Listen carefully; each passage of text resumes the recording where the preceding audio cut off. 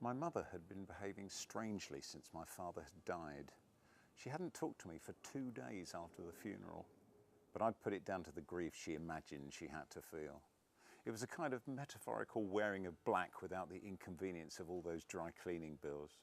I had plenty to do in my studies, so I kept busy upstairs in my room. She'd brought down the cups and trophies my father had won with the boys' brigade from upstairs and filled every spare surface in the front room with them.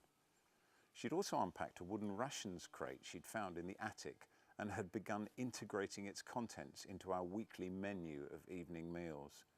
Treats such as corned beef stew and pickled rose sandwiches began to arrive on the dinner plate she brought up to my room every evening.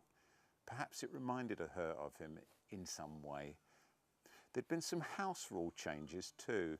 I was no longer allowed to eat at the table downstairs since making the mistake of spitting out a mouthful of a meal I later discovered to be a mixture of mashed cabbage and obscure breed of fish. It had tasted and smelt rather like the inside of a shoe that had been worn for a week, and I'd said so. I was accused of being disrespectful to the memory of my father, whatever that was. I didn't have much of a memory of him actually, and sent to my room.